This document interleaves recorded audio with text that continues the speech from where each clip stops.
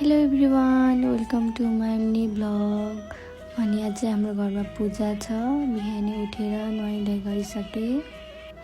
अनि यो चामल चाहिँ मम्मीले हिजै भिजाउनु भएको थियो सेलरोटी बनाउनको लागि। म चाहिँ यो चामललाई घरमै हामी चाहिँ मिक्सरमा पिसेर बनाउँदैछौँ मसिनो। थोरै चाहिँ मैले पूजाको लागि रेकी बनाउनको लागि पिसेँ सुक्खा पानी बिना। अनि यो चाहिँ मैले सेलरोटी बनाउनको लागि हल्का खस्रो खस्रो पिठो बनाएँ। यता चाहिँ मैले तिल भुट्दैछु अचारको लागि। सँगसँगै मैले चिनी र पानी पनि उमालेँ जुन हलुवामा राख्नको लागि। अस्मितालाई पनि बिहानै बोलाएको थिएँ हामीलाई घरमा हेल्प गर्नको लागि।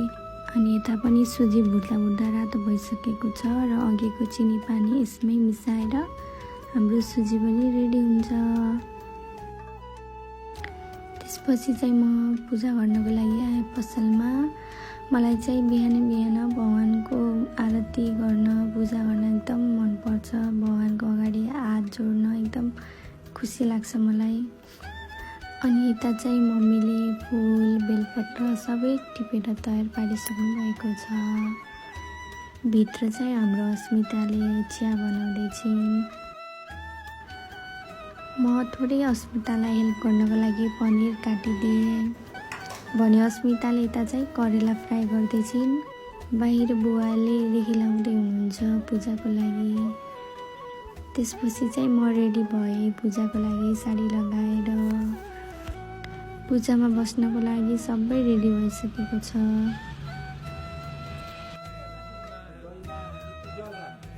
त्यसपछि चाहिँ हाम्रो पूजा सुरु भइसकेको छ। बाबा मम्मी बसेर पूजा सुरु गऱ्यौँ।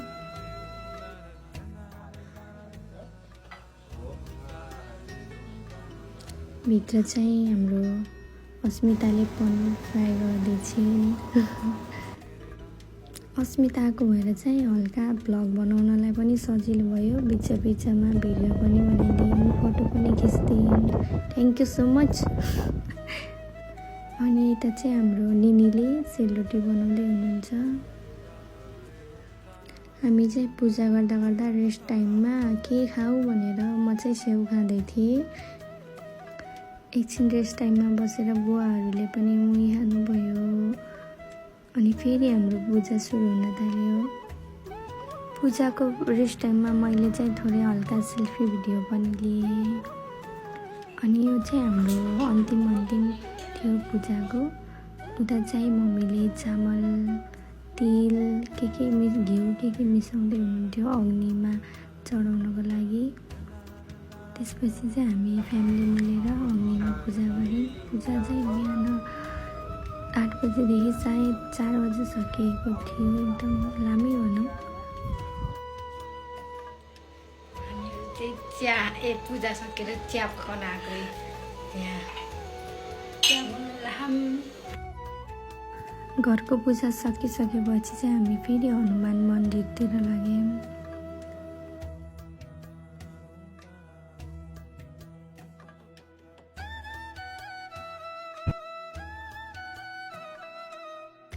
मन्दिर पनि आइसक्यो।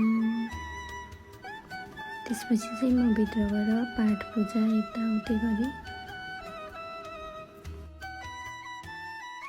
पूजा सकेर हामी सबै घरतिर लाग्यौँ। थ्याङ्क यू सो मच मेरो भिडियो हेरिदिनु भएकोमा। अनि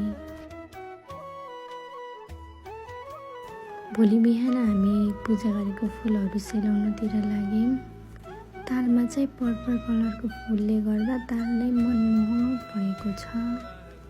अनि वरिपरि ती रुखहरूको छायाले पनि एकदम राम्रो देखिएको छ ताल।